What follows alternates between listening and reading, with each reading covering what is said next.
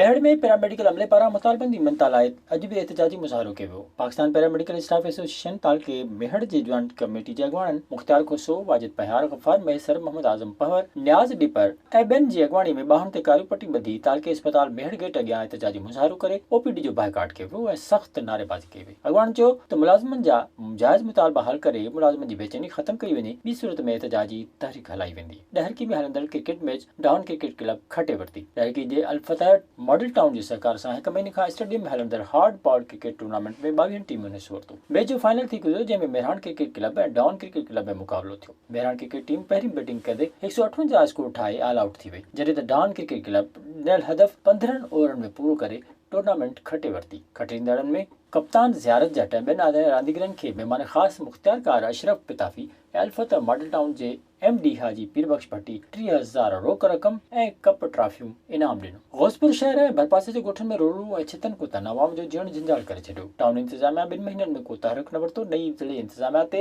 अवाम जे दाहुनि ऐं कुकुनि जो को असरु थियो। अॼु बि मुख़्तलिफ़ वाक़िअनि में रोड़ू कुतनि हिकु औरत ऐं मासूम नीगर समेत 5 ॼणनि खे ॾाढे ज़ख़्मी करे छॾियो। मुतासिरनि में ॻोठ बाग़ली बहलकाणी जो रवासी सदाम हुसैन, ॻोठ खाबंद बहलकाणी जो रवासी अली मोर्श ऐं शहर जे ग़रीबाबाद पाड़े जी रवासण मुस्मात हसीना समेत 5 ॼणा शामिल आहिनि। ज़ख़्मियुनि खे फौरी तौर ते अस्पताल में वियो, जिते संदन इलाज हलंदड़ आहे। घोटकी में पोलियो मुहिम शुरू कई वई आहे। DHO घोटकी अशरफ कलवड़, MS घोटकी अरबाब अली मलिक ऐं ॿियनि तालके अस्पताल घोटकी में केतिरनि ई ॿारनि खे पोलियो जा फुड़ा पियारे मुहिम जी शुरूआत कई। DHO Ghotki Ashraf Kalwar, MS Ghotki Arbab Ali Malik, doctor Ashok Kumar, paramedical अॻवान औरंगज़ेब बहर ऐं ॿियनि तालके अस्पताल खां पिपल चौक ताईं पोलियो जा फुड़ा पियारण लाइ आगाही रैली कढी। रैली में शरीक डॉक्टरनि जो चवणो हो त पोलियो जे ख़ात्मे लाइ सॼी क़ौम खे हिकु थियणो पवंदो। विज़िट कयो अवामी आवाज़ मीडिया ग्रुप जी वेबसाइट awamiawaz.pk